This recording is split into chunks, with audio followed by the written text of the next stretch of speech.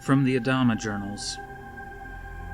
My father told me, as a sort of valedictory, when he handed me command of the Galactica, that the best advice he could give me was that, when everything appeared to be in place and everything was placid, it was time to consider what was absent.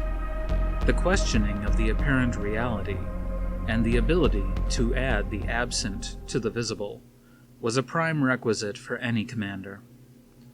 I didn't think much of the advice at the time. Later, when I had to study a star map and plot out dangers before sending in attack craft, I knew exactly what the old man meant. When I dealt with apparently docile, friendly creatures, I learned it was imperative to listen for what was not being said. At the time when peace was a most tempting reality, it was necessary for me to question the absence of the most important parties to the agreement. I can't even look at a painting without wondering what the artist eliminated from the original landscape or model. It seems that, except at that rare point when an act or a set of events reaches a definite conclusion, I'm always at odds with what I see, with the apparent reality, and am nervously looking for something to fill in the parts I can't yet see.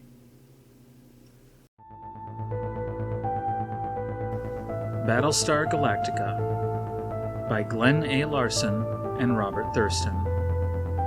Chapter 7. The two Ovian soldiers forced Apollo and Serena down long, sloping, labyrinthine corridors. After the suffocating closeness of the pod in which they had traveled to these underground levels, the blasts of cold, damp air seemed refreshing. When they emerged into the massive main chamber of the mine, Apollo caught his breath in surprise. Serena, too, was astonished by the seemingly limitless heights and the depths of the main chamber, and at the furiously active work going on in all its cells. "What is it?" she asked Apollo. "Incredible. Maybe the largest underground Tillium mine anywhere. Father was right about there being Tillium here. There's enough here, just in sight, to fuel all our ships, run them half across the universe, but... But what? I don't know exactly. For something like this to exist here, without us knowing that it had been reactivated, it's, well, bizarre. Who uses all this energy, and for what?" An Ovian gave them a shove, guiding them toward the bridge that crossed the large chamber. "Where could Boxey be?" Serena said. "I'm so worried about him." "I know. If they've done anything to him, Don't say it. I'm scared enough already." The guards stopped at Lote's throne room and beckoned the two humans inward. Apollo and Serena entered the Queen's chamber. At first, Lote didn't notice them, or in queenly fashion waited an imperial minute to recognize them. In the meantime, Serena was fascinated by the colorful layers of cloth that decorated the room, the scurrying slaves performing all kinds of odd duties, the musicians playing some tune that didn't sound at all musical, but rather more like an out-of-whack generator. Finally, the Queen looked up from her perch upon a high pile of cushions. "You are Captain Apollo?" she asked. Her voice, although low-pitched, had a scratchy sound to it. Both Apollo and Serena would have been astonished if they had known that, to the Ovians, Lote's voice was considered ethereally musical. "I am," Apollo responded. "Welcome to Carrion. I assume you are impressed?" "Outraged might be the better word. Where's the boy?" The creature formed what was recognizable to the humans as a smile, but it looked peculiar on her insectoid face. "Would you care to join him, Captain?" "You bet I would, and if anything's happened to him, you'll answer to the colonies." Lote smiled again, nodded her oversized head non-committally, and rose from her plush cushions. Serena, already accustomed to the uniform shortness of the Ovians she had seen thus far, was astonished by the Queen's height. She towered over the other Ovians, with a walk that was definitely queen-like. Lotte led the way out of the royal chamber. Serena noted that their guards fell easily into step behind them as she and Apollo followed the Queen out. As they made their way down the narrow corridor, Serena leaned toward Apollo and whispered, "Did that spooky smile of hers mean she knows the colonies don't exist anymore?" "I don't know," Apollo whispered back. Lotte led them into a small chamber and brought them to a halt. She gestured toward one of the guards, who sealed off the entranceway. Immediately they could feel the floor beneath them move. "What's happening?" Serena asked. "Must be their version of an elevator, except it moves sideways as well as up." When the moving chamber had stopped, Lotte ordered the guard to open the door. Apollo and Serena, exchanging wary looks, allowed themselves to be guided through the doorway. They were not at all prepared for what confronted them now. A large banquet room teeming with movement, reverberating with loud, discordant music. Some Ovians near them danced, their forearms twisting in rather graceful gestures. There was a troupe of jugglers. Serena had never imagined what intricate juggling a quartet of arms could accomplish. Banquet tables, enormous and overflowing, displayed succulent-looking food that seemed to represent the best of the 12 worlds' cuisines. It smelled wonderful, and reminded her of how hungry she had been for so long. "Captain!" Starbuck came toward Apollo, his hands held out in welcome. Other eaters turned around to look. Jolly held a drumstick of something clutched tightly in his chubby fingers. "Boxey!" Serena called and was answered immediately.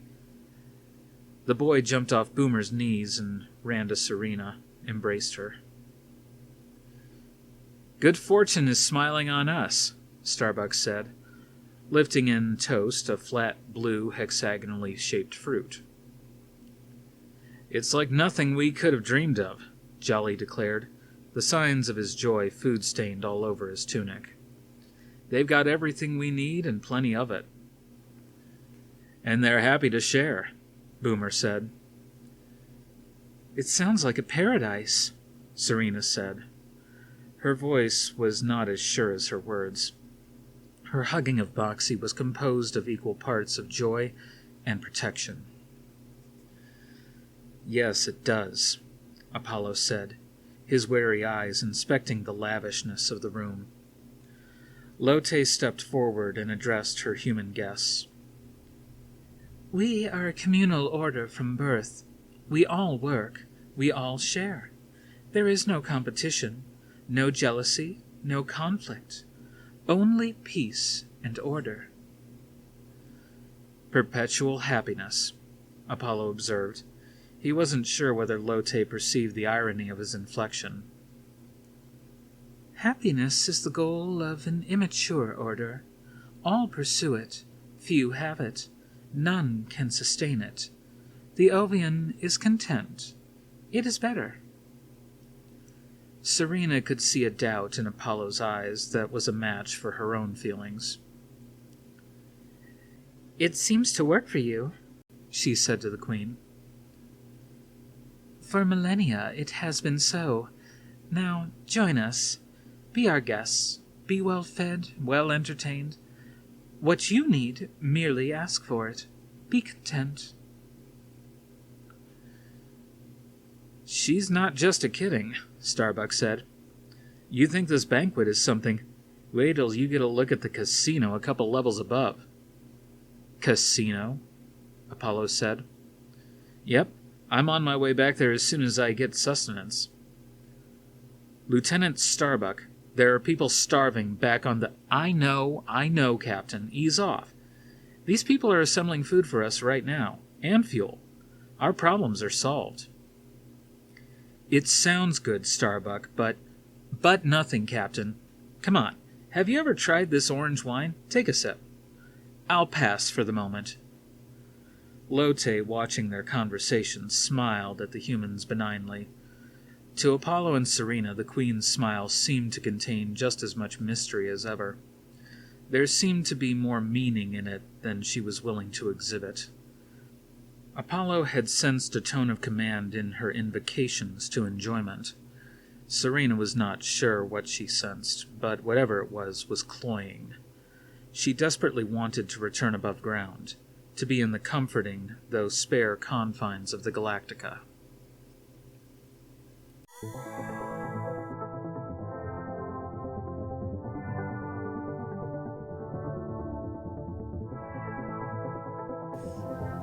The executive officers around Imperious Leader's pedestal transmitted nothing but trivialities through their communications webs.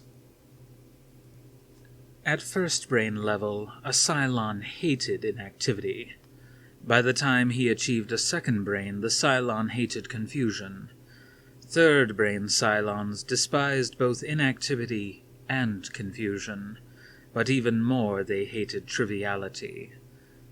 The Centurion officer that he had dispatched to the planet Carrion to rendezvous with their Ovian allies, and to check out the rumors about human ships in that sector, had not yet reported in. The leader felt disused, as if he might decay if nothing important happened soon. His mind was burdened with inconsequentialities that he did not even have to correlate. He kept finding himself making random connections which, though accurate, were meaningless. He remembered a conversation he had once had with a human captive. The man had been a scientist, a short, somewhat plump fellow, who fancied long sideburns to counter his thinning hair. Suspecting the man might be a fit conversationalist for a Cylon, the leader had made some attempts in that direction. While they talked theory and technology, their communication level remained higher than that of the average interaction between Cylon and human. However, the scientist had grown lethargic after several days, and had begun to provide answers in a monotone. When the leader asked the reason for the scientist's change in mood, the man tried to explain the concept of boredom to the Cylon. It was a concept that was so loathsome to the leader that he refused to accept it. He became quite incensed with rage. The man copied the Cylon's mood and spoke back angrily, defending boredom as a common, even acceptable human trait. Nobody liked to be bored, the man said stridently, but it was a necessary part of human life that often led to the kind of contemplation which eventually resulted in revolutionary insights. Boredom could even be beneficial for humanity, the man said. The leader commented that, since starting the discussion of boredom, the man seemed much less bored. Therefore, talking about boredom must not be boring. The man screamed that he was more bored than ever, that the leader and all the rest of the Cylons were such smug hypocrites, with such infinitesimal variance in attitude or personality that any sensible human could not help but be bored after a few days in their company. Although the leader did not believe in boredom as a useful or even genuine state, he resented the man's claims of boredom in Cylon company, and he banished the scientist from his presence forever. He had probably put the man to death, although that was a piece of information that he would not have bothered to preserve in any of his brains. Now he wondered if such accumulations of trivial data as that under which he presently suffered were roughly comparable to what that scientist had called boredom. He did not have to consider this offensive proposition for long, since some important new information suddenly came through. The Centurion on Carrion had finally transmitted a message. He had entrenched himself in an underground cavern of the planet, and was in communication with their Ovian allies. They had told him that the humans definitely had arrived in the Carrion sector, Some of them were already in Ovian sway. Others hovered in orbit around the planet on the Battlestar Galactica and a few other ships. Their fighter ships had destroyed large sections of the minefield which the Cylons, by treaty agreement with the Ovians, had encircled the planet to protect the secret fuel supply, which had been at Cylon disposal ever since they had originally enslaved the Ovians and transported them to the uninhabited planet. The leader, satisfied to be back in real action again, transmitted the order that a large fleet of Cylon fighters on the planet Borealis be put in readiness to travel to Carrion Sector. Then he relaxed, satisfied that what he felt now, the waves of important information, was not in any way the quality humanity endured under the name boredom.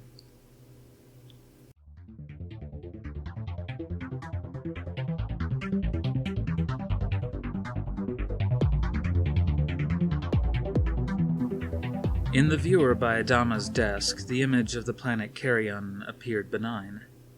The figures on the report in his hand confirmed the wisdom of his decision to come here.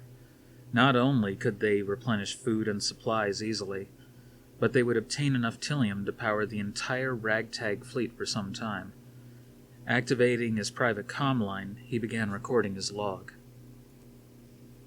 The Ovian people have extended to the survivors of the colonies every measure of goodness and support we might have hoped for. It is now possible to foresee the entire fleet able to resume our voyage soon, There was a knock on the door. Adama shut off the comm line and hollered, "Come in!" Colonel Ty entered the room, looking troubled. Ty was always finding something to worry about, especially if the worriment could be written up in a report. "Nothing can be as bad as you look, Ty. What's happened?" "It's this report, sir, from the surface." "It's a very optimistic report, Colonel." "Too optimistic. Uri has everyone in the fleet breaking in the bulkheads to get down to the surface, and none of them are volunteering for work details either." Adama had a mental picture of Uri addressing the weary people left aboard the Galactica. The counselor had a way of using his maturely handsome looks with a political sense of strategy.